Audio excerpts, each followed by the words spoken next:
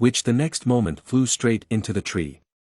Seeing this, Elizabeth praised him, saying that the most basic strategy in controlling spiders was to limit the enemy's movement, followed by a bite with poisonous fangs. Hearing this, he replied that he understood. Suddenly, their conversation was interrupted by some noise that made them turn around. Two orcs armed with clubs were wandering nearby, roaring loudly. Seeing them as a great opportunity, the Spider Queen suggested using them as targets to hone his new skills, which the protagonist gladly agreed to. Two spiders approached the unsuspecting orcs wandering through the forest, moving along the branches of the trees, which in the next moment, at Simon's command, released a web. However, the web was not aimed at the orcs. When they saw the web flying, they became alarmed, trying to understand what was going on. They didn't have time to realize what was going on, because the next moment Simon commanded the spiders to jump. The spiders jumped high from the branches. Using the threads they had released earlier as a rope, they headed straight for the snarling orcs, who noticed them and prepared to fight. However, the protagonist also had a plan for this case. He immediately ordered the packs to release the web, which was now much larger and looked like a net. When it hit the enemies, it confused them and prevented them from moving properly, causing them to growl furiously. Taking advantage of their confusion, the spiders immediately jumped on their heads, biting through their skin and injecting their venom. Standing in front of the bodies of the defeated orcs, Elizabeth clapped her hands and said with admiration that Simon was incredible, and had done a great job controlling the spiders even though it was his first time. To which he himself, pleased with the progress, replied that it was just the basics. From the sounds of growls that didn't disappear even after they destroyed two of the individuals, Elizabeth guessed that there was an orc settlement nearby. Then folding her hands together and smiling brightly at Simon, she said that this place was the perfect opportunity to demonstrate the power of the spider battalion. Simon thought for a second. In the next moment, Simon smilingly replied that he wouldn't mind doing a 500 gold job if they had the opportunity to do so. At high speed approaching the village, Simon shouted to Fayer to deal with the boss at 3 o'clock, while he ordered Elizabeth to block escape routes with spiders. In his own head, he repeated the words that he was the commander who should lead the battalion and read the course of the battle. Anticipate the enemy's moves and take them by surprise. All in order to win. Looking across the battlefield, where only his allies remained, Simon clenched his hand into a fist and said, "This is what it meant to be a commander." He finally felt like a true necromancer. Walking up to him, Elizabeth said admiringly that they had won only because of his excellent command. To which he replied that he hadn't done anything special, then calling her Urs, he said that it was her and Fayer who had done all the work. His words surprised and excited the one very much. She grabbed his hand and excitedly asked him what he had just called her, to which he awkwardly replied that he had called her Urs. When she heard that, she shrieked with joy and said she was glad her master had given her a nickname. Simon thought to himself that he had just shortened her name. But judging from the way she liked it, he decided not to tell her the truth. His thoughts were interrupted by Fayer's voice, who said it was his turn. Pointing at the orc bodies, he told the protagonist to turn them all into skeletons. Rubbing his hands in anticipation and chuckling, he added that thanks to them, their battalion would become much stronger. However, Simon immediately brought him down to earth, saying that he had forgotten one important detail, namely that he had not yet learned how to resurrect corpses. The battalion commander froze in place. Afterwards, grabbing his head, he angrily replied that he had indeed forgotten that he was still in his first year of training. However, Elizabeth calmed him down by saying that they could just sell the corpses for money. Then turning to the main character, she said that she had a proposition, to which he asked what she was proposing. With a bright smile and a wink, she said that since it was a shame to throw the orcs away, they could send a letter to the Lord and sell them.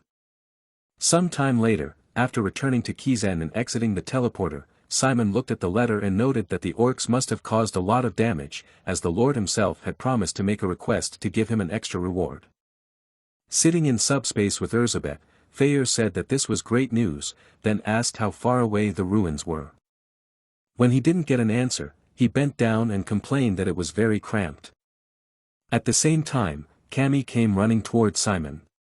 She waved at him with a smile on her face and said that she was glad he was safe and sound. Running up to him, she excitedly said that she was very worried about him, as she heard that he had taken on a difficult mission. He replied with a smile that he was just lucky this time. When he saw the books in her hands, he asked her where she was going.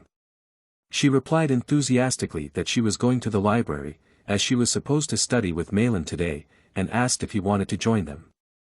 Elizabeth, sitting in subspace, listened to their conversation with a disgruntled look. Answering that he would do it next time, since he was busy today, he said goodbye to Cammy. As he waved goodbye to her, the Spider Queen appeared behind him. Then, exuding a gloomy atmosphere and suddenly approaching him from behind, which scared him a lot, she asked who the girl was in a cold voice. Hearing her question that sounded like a threat, he fearfully replied that she was just his classmate. Not satisfied with his answer, she replied in the same cold voice that for a normal classmate, she had a too annoying look in her eyes when she looked at him.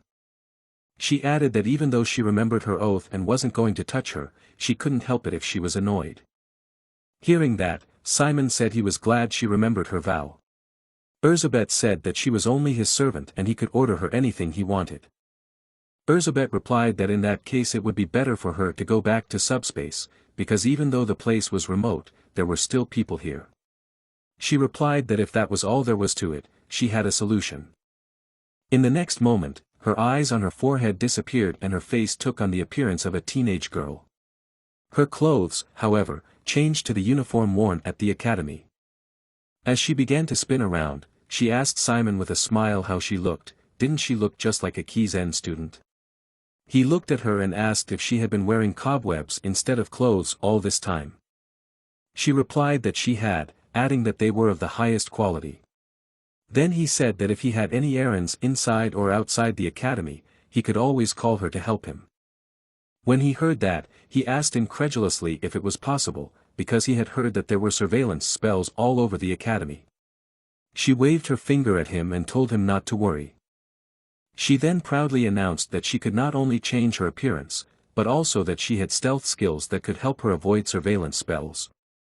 She also said that her spiders also specialized in ambush and surprise attack, so in an emergency, he could use them.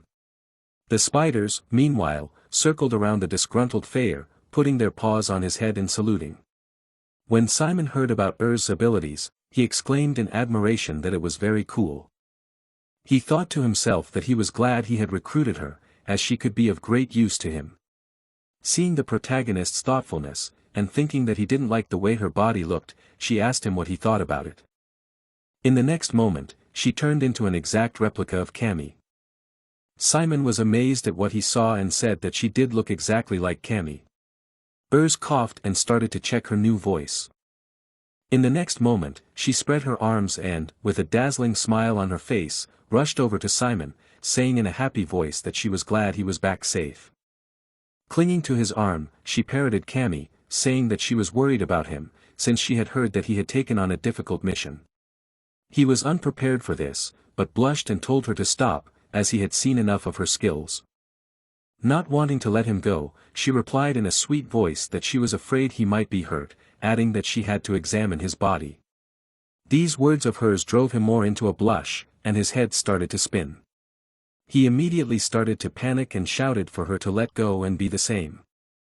Urs did not calm down and said that he could have fun with her skills and hoped that this day would come very soon, to which he immediately replied that he had already said that he did not need it.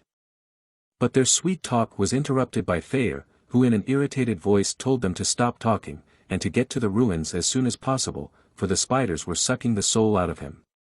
Replying that he had almost forgotten about him, Simon told Urs, who was still clinging to his arm, that they should hurry. Upon reaching the ruins, Simon suggested that they get busy organizing a battalion. Agreeing to this, Fayer asked Elizabeth how many spiders they roughly had, to which she replied that it was 30. In the meantime, the spiders had managed to make peace with the skeletons. Pointing a finger at the protagonist, he said that there were two ways to replenish their army: increase the number of spiders, or learn how to revive corpses. Hearing this, Simon asked how they could replenish the ranks of spiders, if they had to catch them across the continent. Urs replied that no, since she was the queen of the spiders, she just needed to lay eggs. Seeing the bewilderment and shock on his face, she repeated with a smile that she just needed to lay eggs. Then she embarrassedly added that if he was interested, he could always come and see. But he blushed and quickly replied that he didn't need to see it. But she insisted, saying that such an opportunity was very rare. But this so annoyed poor Simon that he asked why he had to watch it at all. Urs shut up and stared at him resentfully.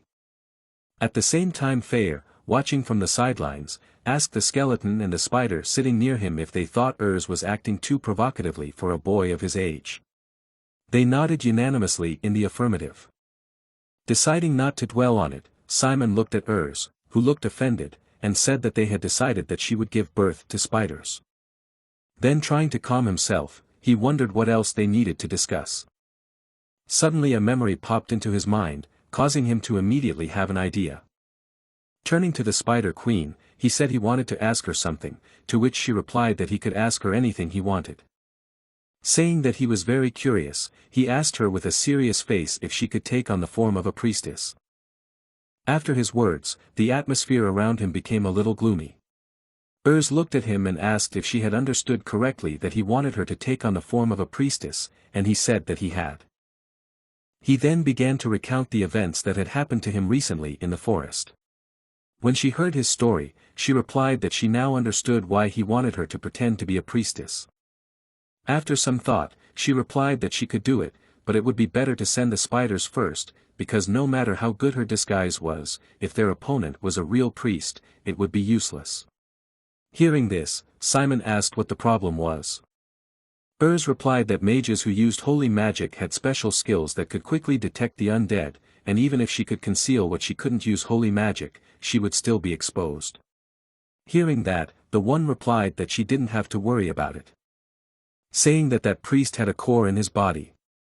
These words shocked her as she found it hard to believe his words. When she came to her senses, she turned to Fair and said that although she wasn't sure what their goal was, she could tell that they were determined. He replied that that wasn't all, because on top of that, that priest could control darkness as well as one of the professors. Hearing this, she thoughtfully replied that with the core in their bodies, they wouldn't be able to use holiness, adding that they would most likely lose the ability to detect undead as well. Which meant they had a chance. She said that in that case, she would send the spiders out to observe the forest and at the same time study the appearance and demeanor of the high-ranking priest. As soon as they found the priest, they would report it to him immediately, and when Simon heard this, he said that he agreed to this plan. Putting hand on her chest, Elizabeth said to give it to her. Simon smiled and replied that he was counting on her. As he walked into the classroom and looked around, he noticed that there was a happy atmosphere in the classroom. He immediately thought that since they hadn't seen each other for a week, everyone must have missed each other and wanted to share their successes. Suddenly he noticed Malin in the company of two giggling girls, who turned around a little excitedly as soon as he called out to her. While Simon watched them in bewilderment, the girls wished her luck for some reason while she irritably told them to shut up. Simon greeted Malin, who sat down next to him, but Malin merely replied that he had no shame. Then she looked at him thoughtfully and added that it looked like he was just plain stupid after all. He don't know what the matter is, so he asked what she was talking about. She decided not to continue and handed him a pink box. Simon was surprised to see it and asked if it was for him. Malin replied in a serious voice, so that he wouldn't misunderstand her, and that it was only because they were in the same group. Simon didn't care, however, and looking at the box with a satisfied face, he asked casually why she had suddenly given him the cake. Then, looking at her, he added that it wasn't his birthday. She looked at him contemptuously and replied that tomorrow was cake day. Simon asked with a puzzled look on his face what that meant, to which the girl replied that it was the day girls gave cakes to guys. When Simon heard this, he immediately realized and thanked her profusely, saying that it was very kind of her.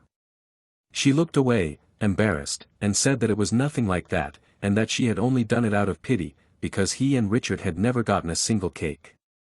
The next moment two girls came over to the desk where Simon was sitting and handed him boxes of cakes, smiling at him as they asked him to accept them.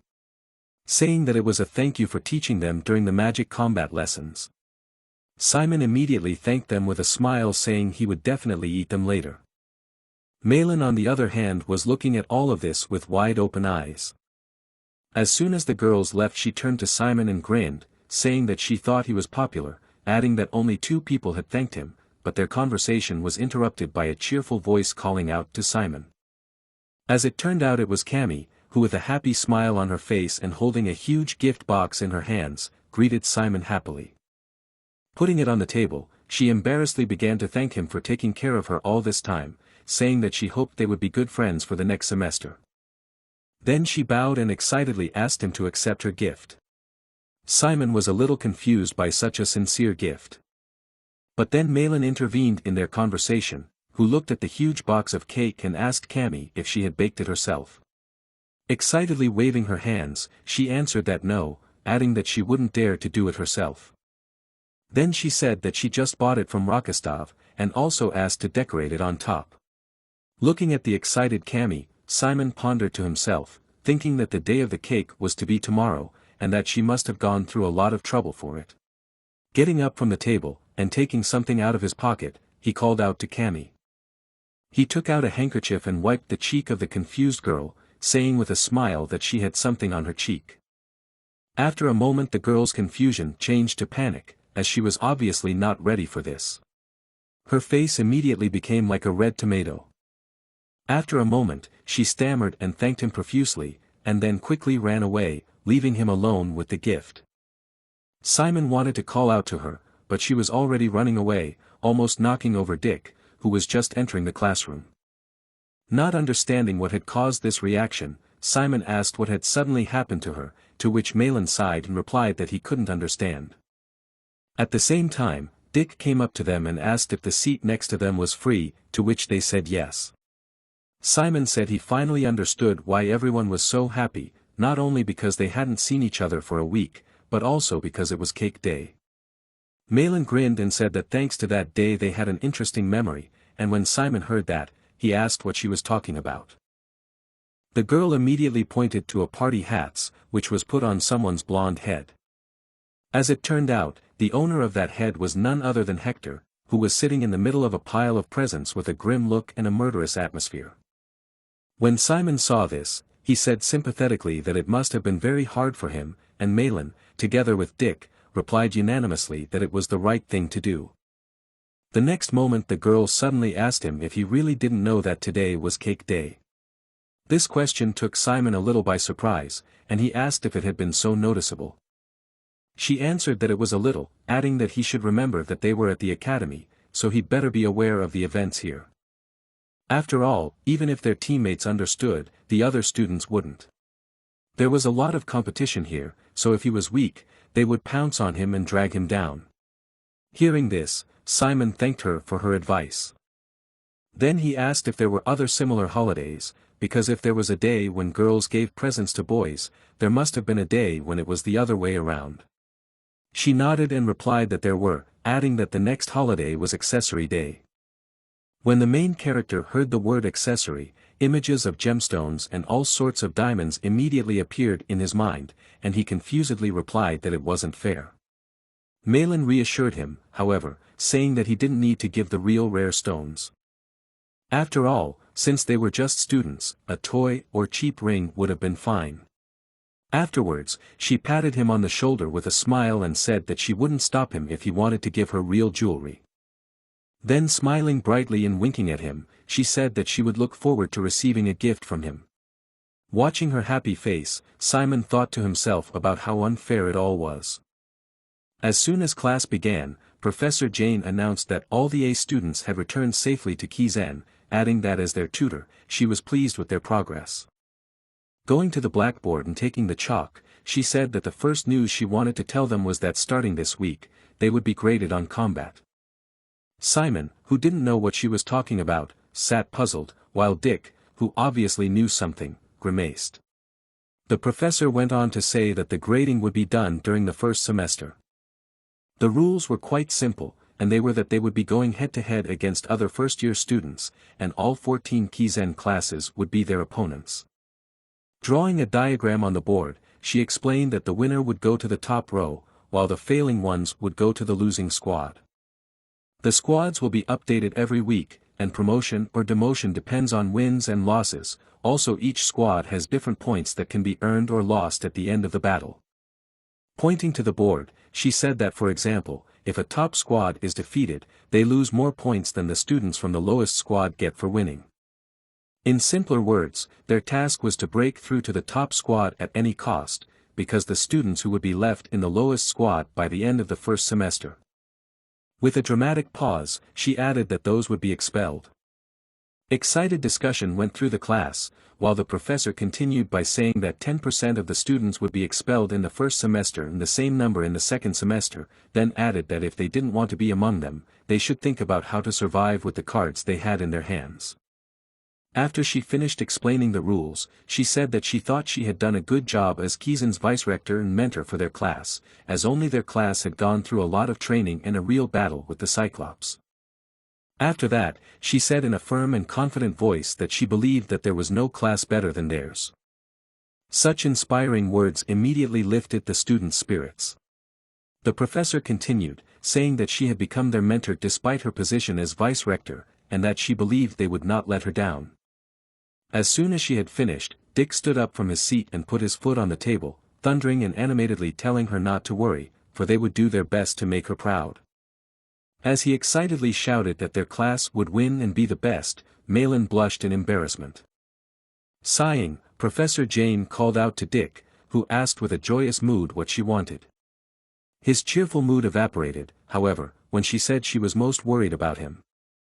Some time after the students were informed of the new test, Professor Jane stood in front of a group of students dressed in their training uniforms. They were as usual a little scared of her presence. She asked them one question: if any of them could explain to her the difference between the battle with the monster they had participated in before and the interpersonal battle that awaited them ahead. Jamie Victoria, as always, was the first to speak and was eager to answer the question. She immediately said that she knew the answer.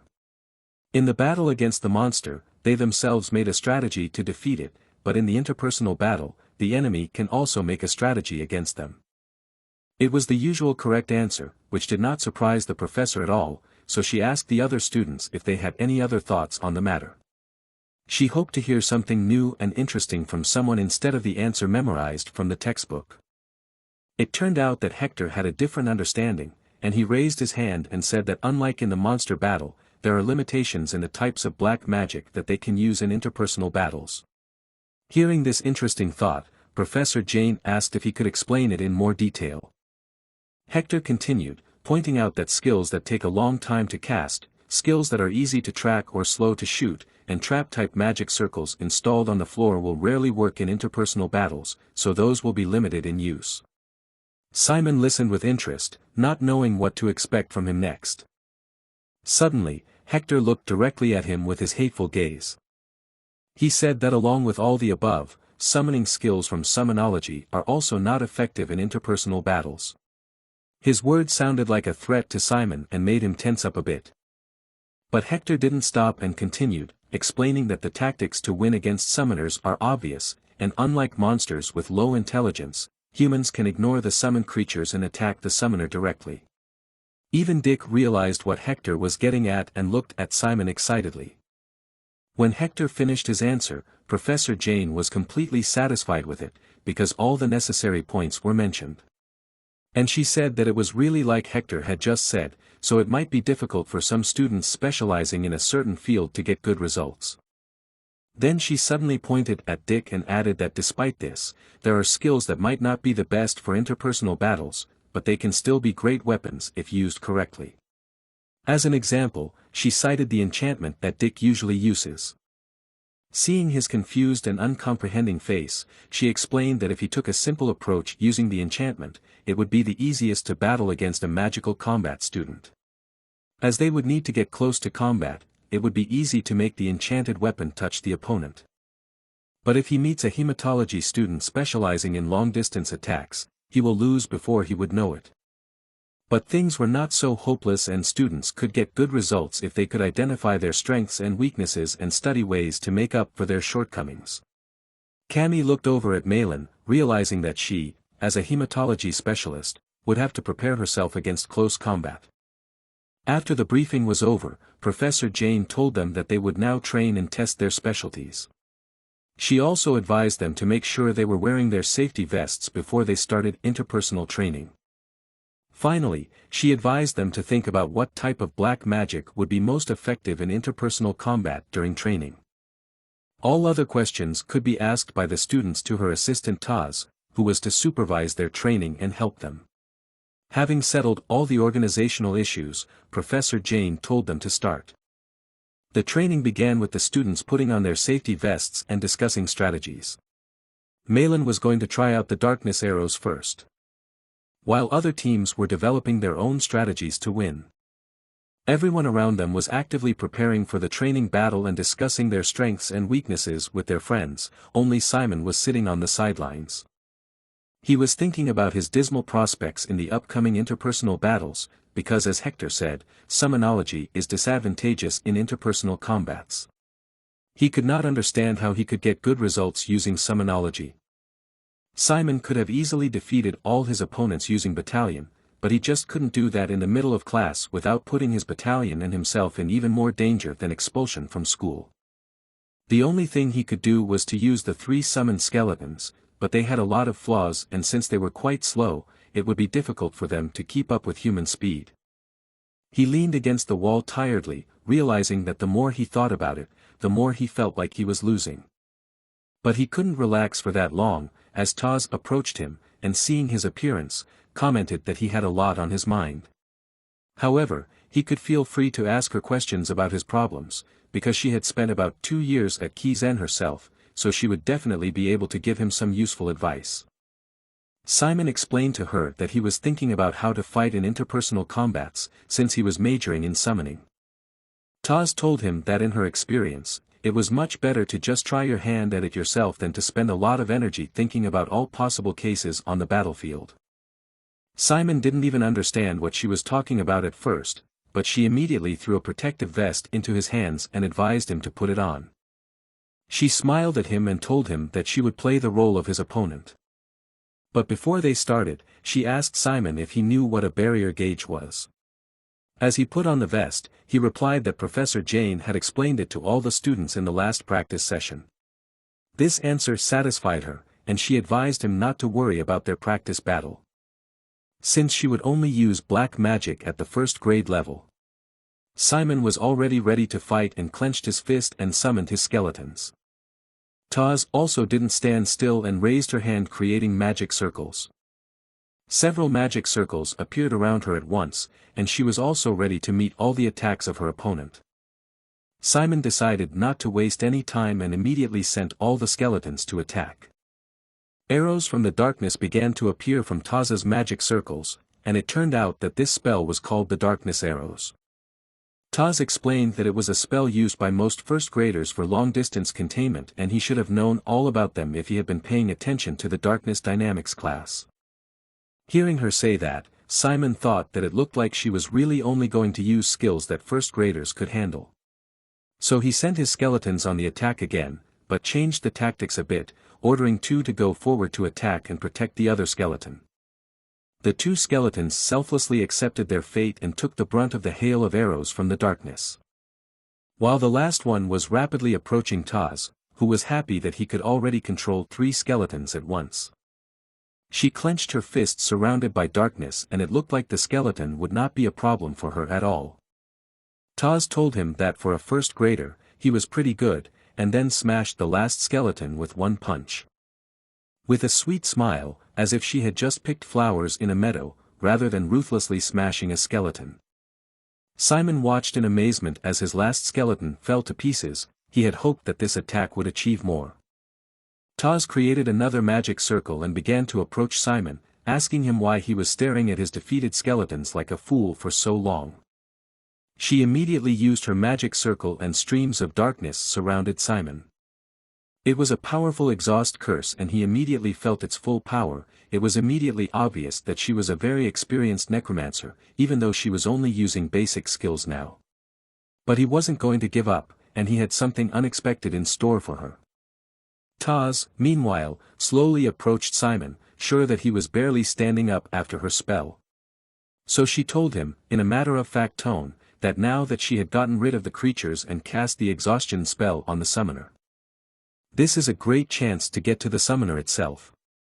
To do so, she clenched her fist with the darkness and was about to strike a blow that would guarantee her victory. However, Simon still had a chance to turn the tables in his favor, because he had practiced so much in Hongping classes. He acted with lightning speed and threw a quick kick. However, it did not reach its target and just flew through Taz. She was really scared that he didn't defend himself in such a situation. Instead, he delivered a powerful kick with a reversal, and even the other students were fascinated by his counterattack. Simon was surprised himself, but because he hit the target. He was sure that he had struck her exactly where she was, but he felt absolutely nothing when he hit her. Taz jumped away unharmed and apologized for saying she would only use basic black magic, but ended up using spiritualization before she knew it. So she advised them to end the practice battle now. And although she did her best to pretend that everything was under her control, she realized that if she hadn't spiritualized in time, she would have been dead by now, and that was scary for her. She even imagined a picture of one of the students shouting to Professor Jane that the special admission number 1 had killed Taz. Eventually, she recovered from the shock and coughed up an explanation to the students about why she did the mock battle. It's because some students, like Simon, don't know their own strengths and discover them when pushed to their limits. The thing that he relies on at the most dangerous and important moment. In his particular case, he started the fight using summonology, but immediately changed his strategy in favor of magic combat without any hesitation when he was backed into a corner. But not only that, he was also reinforcing his body for a close as he was sending out the skeletons. Even when no one knew what strategy she had to use against him in close or ranged combat to win. She was sure that Simon was preparing for close combat almost instinctively. Simon shuddered as she read all his movements. Taz walked closer to him and patted him on the shoulder, telling him not to jump to conclusions and not to give up when he had both talent and skills. He still had time to think about it and make his choice. But if she were in his place, she would have chosen magic combat without a second thought. She wished Simon good luck and left to help the other students. Simon began to think hard and remember everything he had heard from Hector today about the ineffectiveness of summoning skills in interpersonal battles. And also the advice from Taz. Gradually, he came to the conclusion that it would be really hard to fight with summonology. Suddenly, his thoughts were interrupted by Hector's voice, who called him by name and threw a protective vest on the ground next to him.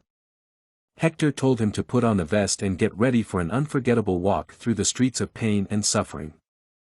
At the same time that Simon was training with Taz, on the other side of the training room, Malin and Dick were having a training match. Malin was outraged that he couldn't even hit her once. Dick made the excuse that he was just giving in to her. She looked at him suspiciously and asked who he was trying to fool. After all, she was only using basic spells, and he couldn't even take one step. Suddenly, the sound of a loud thud behind her caught her attention. It was the punch of Simon, who had finally finished his training match with Taz. Looking at him, Malin thought that she hadn't even realized that he was going to go out against Taz. It looked like they had completed their training, but the question remained who had won. It was not clear for sure. Dick assumed that Simon had lost, since he was exhaling exhaustedly, but that was not surprising, considering how hard it is to win against an instructor. Then they noticed Hector approaching Simon and throwing a safety vest next to him. Malin immediately went over to them, not wanting to stand aside. Hector suggested that Simon put on the vest and start a training fight. But Simon knew his intentions and was not going to agree yet. He picked up the vest from the floor and threw it back to Hector, saying why doesn't he look for a fight somewhere else? Because he wasn't in the mood for any of this right now. Hector gritted his teeth at this response and quietly called him a bastard. Suddenly, Malin stood between them and told Hector not to dare. He told her with contempt that it was none of her business. Ivory Tower. Cammy and Dick were surprised at his insolence. However, Malin was not at a loss and advised him to speak for himself and not to behave like a little child, because if he continued to insult her, she would definitely tell the professor about his behavior. But even so, Hector wasn't going to back down, and with a sneaky smile, he told her that she was just CERN's stooge. Malin could hardly contain herself from such an insult. She clenched her fists and was ready to explode from the rage that filled her. Dick and Cammy did not understand how he dared to say such a thing to her. Even Hector's friends advised him to take it back, because even though he was annoyed, it was too much. Malin held on a little longer, but it couldn't last. Because the next moment she exploded with rage and created a magic circle of hellfire in her hand. She was going to teach that bastard a lesson, and no amount of screaming from her friends could stop her. Suddenly, Simon ran up to her and told her to stop. He was going to close the flames with his hand. Because she was blinded by rage, she did not notice how one of Professor Jane's assistants started to approach them. He approached them and asked, "What's going on here?" Hearing his voice, everyone immediately turned to him. Hector immediately began to apologize for disturbing them and pretended that he was completely innocent. When Hector left, Dick, looking at his back, said that he was a freak who always pretended to be nice to professors and their assistants. However, the assistant saw much of what was going on, so he told Malin and Simon that he was giving them a warning. After all, they almost did what Professor Jane hates the most. The only thing she could say in response was to apologize. Seeing that they understood everything, the assistant left, advising them to get back to practice. But Dick couldn't calm down, complaining about how much he was pissed off at the piece of shit who didn't understand that certain things shouldn't be said out loud. Cammy went over to Malin and asked her if she was okay. Malin pretended that everything was fine and nothing had happened, as if she was just a little lost. But Simon, who was standing next to her, couldn't help but ask her how lost. She didn't answer his question, but she did ask when he was going to let go of her hand. Another awkward moment for Simon that day, but not the last. He began to make excuses that he was in a hurry to hide the spell. Malin had a headache, but she still told him that he was out of his mind. What was he thinking when he grabbed the dark flare magic circle with his bare hand? It's no wonder he got burned. When Malin saw his burned hand, she told her friends that she decided to take him to the infirmary where he could be taken care of. When they got there together and Malin was bandaging his burns, she asked him a question. Why did he decide to cover her back at the cost of his health? He told her that it was obvious, because she would have gotten in big trouble if it was found out that she was going to use magic against another student. Even though Hector was wearing a protective vest, he wasn't wearing it properly, so it could have ended badly for him, which would have led to even worse consequences. However, Simon was curious about what Hector had said to her at the time. So he told her that he didn't understand what he had said, but it was something he wasn't supposed to say to her, right? But as soon as she started to try to explain something to him, he interrupted her by saying thank you for coming and standing between them and stopping Hector when he tried to pick a fight with him. And she almost got into a fight with him herself, so it was his duty to save her from trouble, even at the cost of his arm. Malin began to feel uncomfortable and fidget with her legs. She let out a tired sigh and told Simon that this was his biggest problem. Of course, he didn't understand what she was talking about. Then Malin suddenly jumped out of her chair and screamed at him that he was too kind. And he's too gentle that it's almost annoying, but it won't work this time. Simon was shocked and scared and didn't understand what she meant or what she was going to do. Malin got close to his face and confidently said that she was going to tell him this only once, so he should listen carefully. And no one expected such a turn, because then she said, "Thank you, Simon." Immediately after that, she ran out of the room, slamming the door, as if she had just done something indecent and was now running away from the shame. Simon did not fully understand what had happened. But Faye understood everything, and said, "Geez, just listening to those two puts him at a loss for words. Like father, like son." But Simon just told him to shut up. The next day, all the students in Class A were divided into two groups, the attacking and the reserve. Malin and Dick were in the attacking group, and Simon and Cammy were in the reserve group. According to this division, Cammy and Simon were supposed to attend a spiritology class. However, when they came back from the class, they had a shadow of sadness on their faces, as if the experience was not a pleasant one.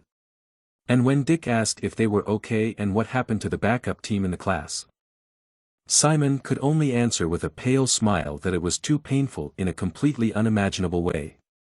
Dick did not understand what he meant and asked again, unimaginable. It turned out that the professor of spiritology was going to teach them until they could feel spirits, and until they could do that, they had to be part of the reserve team. But there was one problem in all of this, and that was the professor's appearance, and it wasn't even his wolf's head, but the fact that he didn't think it was necessary to wear clothes. And when one of the students complained in class that he couldn't feel the spirit no matter how hard he tried, the professor just said, "Feel it." And he started doing a ritual dance, saying that they should all just feel it, not tell themselves what they can't do, but just feel it. In his opinion, the only thing they all lacked was effort, so they had to try harder. And to put all their energy and heart into the ritual dance, just like he was doing now. He didn't even think about how the students were looking at it or trying not to look at it. It seemed that Cammy was the worst off. Simon tried to explain it all to Dick, that this process of feeling the spirit was too unusual. Seriously, he didn't want to see a dance like that ever again in his life. Suddenly, Cammy started crying and complained that she felt so humiliated as never before. All Simon could do was support her. Malin and Dick, not fully understanding what they were talking about, looked at them carefully. Simon didn't want to bring up all the shame they had experienced and decided to change the subject by asking them what they had learned from being on the attack team. This change of topic surprised them a bit, but the answer was obvious. They had learned attack spells, and all the professors they had classes with had mostly taught them attack strategies since the interpersonal battle evaluation was coming up soon. Then Dick suggested that hematology didn't require prerequisites like spirits in the spiritology class, so they would probably learn something useful there. They hoped so themselves and prayed that this would be the case. Fortunately, their prayers were answered, and when they arrived at the hematology class, they were greeted by Professor Siaj himself, who advised the students who were late to get ready quickly and sit down. He started his class by apologizing for their class starting so late due to his private matters. And since they were behind schedule, they needed to move through the material quickly. The professor began his lecture by first of all explaining what hematology is, which is black magic that uses blood as a medium.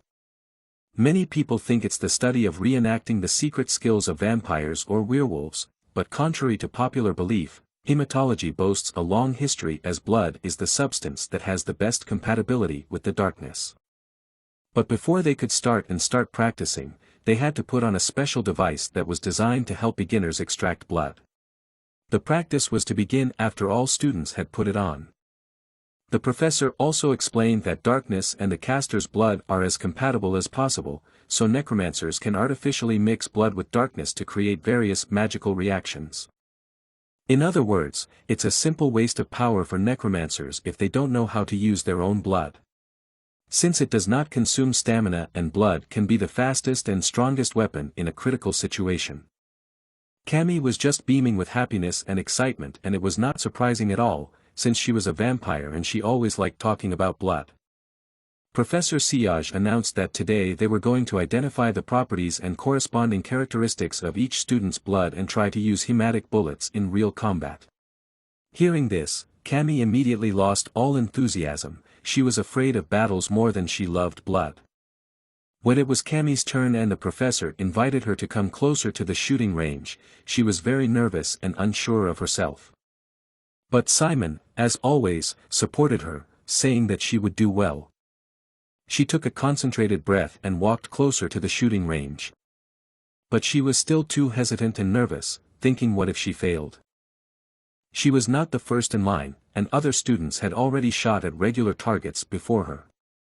At the professor's command, they had to shoot bullets made of blood. And then, when they tried to hit the target with their bullets, the professor determined the type and properties of their blood.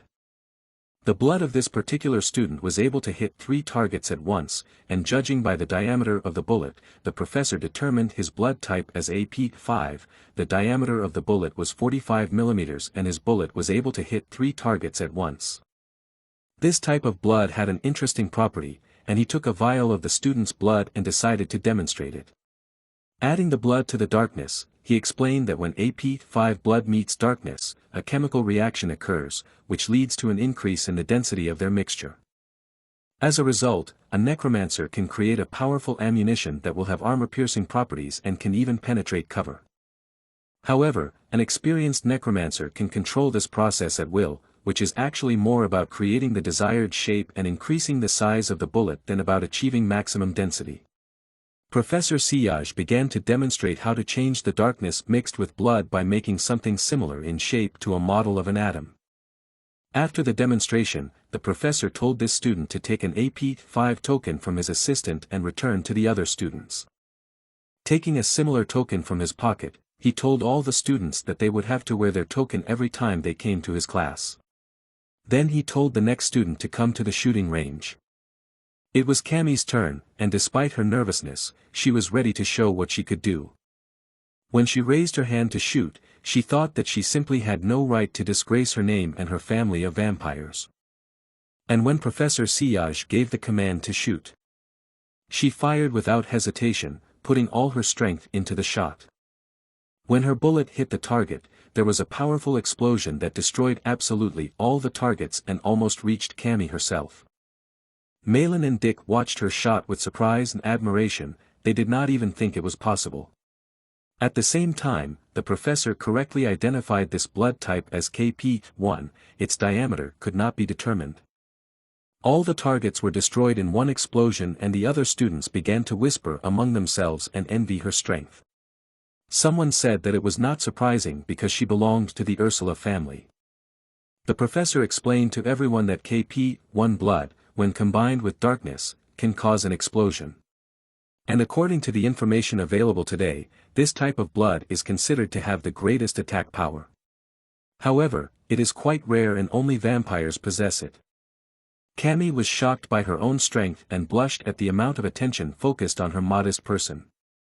Even Professor Sillage did not stand aside and addressed her as Camabarez and told her that they would probably see each other often now, hinting that he was suggesting that she specialize in his subject. Hearing this, Cammy beamed with happiness, she was very excited about this offer, it was even one of her dreams to study with the legendary Professor Sillage. She happily ran to her friends who were already congratulating her for the great shot, Cammy's wings fluttering so fast as if she was about to fly. Simon was really happy for her and that she had succeeded. Finally, it was his turn and when the professor called his name, he raised his hand to show his readiness. He approached the shooting range and took good aim, waiting for the command to shoot. At the command, a magic ring formed at his fingertip and a bullet of darkness and his blood gathered. Simon concentrated and fired. However, then nothing happened and his bullets simply disappeared, silence reigned around him. It was like everything was repeating itself and Simon had failed again at the beginning, so the other students started whispering and wondering where the bullet had gone. Suddenly, his bullet appeared right in front of the target, hitting the 10. Again, for a second it seemed like nothing was happening, but then all the targets to the side and behind the first target were destroyed by an invisible circular shock wave. It turned out that this type of blood was new, and the professor's assistant did not know exactly what to do. She only stated that all the targets had been destroyed by his bullet and that it was impossible to determine the diameter of his bullet. This was the first time she had seen a bullet disappear, then reappear and cause fan-shaped damage. Simon was more upset than happy with the news, especially when the assistant asked him to wait because she could not give him a badge because she did not know his blood type. When he approached her, she apologized for the inconvenience and promised that she would make a special badge for him for the next lesson. Cammy and Malin happily congratulated him, they thought the new blood type was cool. However, Simon did not seem to share their excitement about this news, as he had heard a lot about his special blood since he was a child. Dick agreed with them that it was cool to be special, but on the other hand, he noted that there were downsides to it, because his blood type was unique, no one would be able to share their experience with him and give him advice on how to use this particular blood type. Malin agreed with him because, according to her, hematology is a special science that requires specialized training for each blood type, even though the general principles are the same for everyone. This is because all people are different. For example, none of the four of them had the same blood type. That's why Professor Siage had an army of assistants, each of whom specialized in one blood type and helped students with that blood type. Dick added that if 60 different blood types were found among the students, then 60 assistants would be involved in the class, respectively. Simon was surprised by the number of helpers. But he was much more concerned about what exactly he was going to do with his new blood type. And his friends did not know what to advise him. After the class ended, Professor Siage went to his office and began to recall Simon's shot and analyze everything, and after a few moments of hesitation, he quickly found an explanation for what had happened. He came to the conclusion that the peculiarity of the combination of darkness and Simon's blood was multiplication. When his blood met his darkness, it immediately absorbed it. After that, its strength and capabilities increased many times over. And although it seemed that after the shot the bullet disappeared, in fact it was just the darkness absorbing the resulting blood and it could no longer be seen with the naked eye. But before hitting the target, its darkness would reappear and it seemed that at first it caused minor damage to the target. But then something very interesting happened that he could not explain. Then he thought about an interesting comparison between Cammy and Simon. In the case of the girl, her strong vampire blood absorbed the power of darkness and thus became bigger and more powerful. Simon's case was different. His blood had the opposite effect, it was absorbed by his darkness and strengthened it. Tapping on the table, he came to the conclusion that the whole thing was very useful for research and he should study it more deeply. This became especially important to him when Professor Bahil came to his office a few days ago with a proposal. As usual, he started from a distance and tried to blur his eyes with politeness and idle talk, so Siage was forced to ask him directly what he wanted from him. Only then did Bahil answer that he had come to propose some arrangements and a deal. With his ever-present smile, he offered to help him get one female vampire student from Class A to specialize in his particular subject. As she currently started to specialize in catarrhology, but her last test results show that she got the best marks in hematology. She's as special as the vampire blood in her. Of course he was referring to Cammy. Professor Siage was in no hurry to answer and calmly drank his tea, wanting to hear the proposal to the end. Bahil continued to promise him that he would convince that student to change her specialization to hematology and that her success in the future would bring him many benefits. But he was unable to convince the experienced professor of the value of his proposal, and he, radiating a cold atmosphere, put the cup on the table with a thud. Professor Siage turned to him and replied with restrained anger that he had always been a cocky kid since his school days, but he advised him not to get too excited about his achievements at such a young age. Bahil immediately raised his hands to show his unwillingness to quarrel. He apologized for the fact that his suggestion might have been too bold and explained that he was only trying to help his colleague who had only one graduate at the moment. And most of the students who chose his subject as a specialization dropped out before the end of the second year. He believed that this student was his long-awaited chance to improve his performance. He wanted only one thing in return.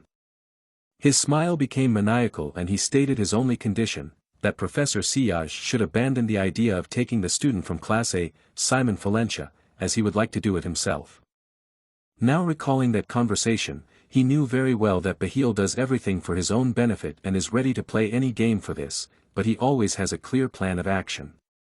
However, all these offers from Bahil did not stop him, they only fueled his interest in this unusual guy. Now that he had seen his abilities with his own eyes, he was beginning to understand why Bahil and the other professors were so eager to have him as a personal student and was ready to join the chase for the prodigy himself. So when his assistant brought him coffee, he already had a game plan in mind. He warned the assistant that he was going to the research room and asked her to come back later to help him sort through his notes and prepare a research paper. However, the assistant had a logical question: what topic would the article be about? To which the professor replied that the research would be on a new blood type. The assistant was surprised and asked him if he was really going to study Simon Valencia's blood. He was going to do exactly that and was in a hurry, worried that someone would beat him to it. Professor Siage was going to name the new blood group SM-1 and spread the news along with his research as quickly as possible. Because now he was ready to openly join the war for Simon Valencia. The next day at the catarrhology lecture, Professor Bahil looked at his students and noticed their cheerless and tired faces. Of course he knew what the reason was, it was all about the upcoming assessment battle against the other students. As always, he said with a friendly smile that he understood them all very well, because he was also a Kizen graduate. And he knows that the thought of having to fight other students overwhelms them with anxiety and excitement. So he decided to give them some friendly advice. Such kindness on the part of the professor surprised the students as well as the fact that he was going to teach them a way to quickly overwhelm their opponents. To do this, Bahil suggested that the class split into two groups. In one group would be those who had already decided what dark magic they would use. They would definitely need an extra curse, and he would teach them the limp leg curse, which could be used quickly and easily. The second group, on the other hand, would be those who would mostly use curses and students who had not yet decided what type of magic they would use on the test. He would teach them the paralysis curse. As it turned out, the students had not heard of such curses. Bahil had created them himself and changed them to suit the situation, so he advised them to be careful and do their best in this lesson, because they would not learn it anywhere else. Dick and Cammy were thrilled at the opportunity. Next, Professor Bahil decided to explain each of the curses in more detail. Drawing diagrams, he began with the lame leg curse, which creates a narrowly targeted immobilization and affects the legs, making it difficult to move. This curse can be applied more easily and quickly than a normal immobilization curse. The other curse is a modified paralysis curse, which is less effective than the original, but Bahil has improved it specifically for use in combat so that it takes less time to activate. Having finished with the explanations, the professor asked all the students to choose which skill they would like to choose and to divide into groups accordingly. When the students began to lively discuss among themselves what they should choose, Bahil constantly looked at Simon Falentius. In his opinion, a genius like him should study and use the right magic for the test. In his manic thoughts, catarology was the best way to make the most of Simon's darkness. Bahil wanted him to forget about his ridiculous plan to use summonology as his main skill in the upcoming battle and choose the more appropriate catarology. Suddenly, some student approached Simon from behind and he turned around at the sound. This caused him to notice Bahil staring at him intently. The professor immediately turned away with a frightened face. He didn't want to draw any unnecessary attention to himself.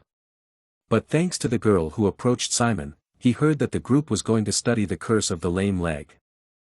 When he heard that, he realized that Simon wanted to make catarology an auxiliary magic again.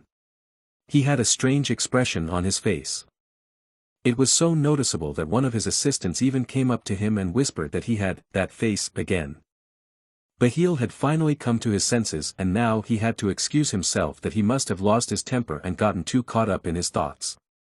The professor exhaled heavily and thanked her assistant Chihekel for her help. But she only replied that she was only here to help him and now he had a class to teach. Before she could say that, she was surprised by the professor's next order. He demanded that she send all the assistants away to help the students who would be studying the remodeled paralysis, while he himself would take care of those who would be studying the lame leg. The poor assistant didn't understand what this was all about, because last week the professor had told her that he was going to teach the paralysis himself. Bahil just told her he'd changed his mind. The assistant tried to argue with him, arguing that the other assistants were up all night preparing materials on the limp leg. The professor didn't seem to be paying attention to any of this at all. All his attention was focused only on one student. The assistant clenched her fist in frustration, realizing that he wouldn't change his mind no matter what she told him. So she announced to the rest of the surprised aides to set aside the materials on the lame leg and get ready to teach the students about paralysis. They tried to resent it too, because they had spent all last week preparing for another spell, but Chihekel couldn't do anything about it herself. And only told them that this was not the first time circumstances had changed, so they should get ready soon and listen to what they were told. Chihekel once again thought to herself that Professor Bahil would not listen to them even if they tried to change his mind. The only option left was that she would teach the students herself and the other assistants would only help her. Chihekel even knew and for whom the professor had changed everything so drastically at the last moment. All because of this Simon Falentius, the genius to whom the professor paid too much attention and interest compared to the other students. She realized that it would be harder for both of them now. Finally the preparations began and the professor asked his group if everyone was assembled. Bahil pretended to be glad that they had decided to make catarology their auxiliary skill, so he advised them to study the skill.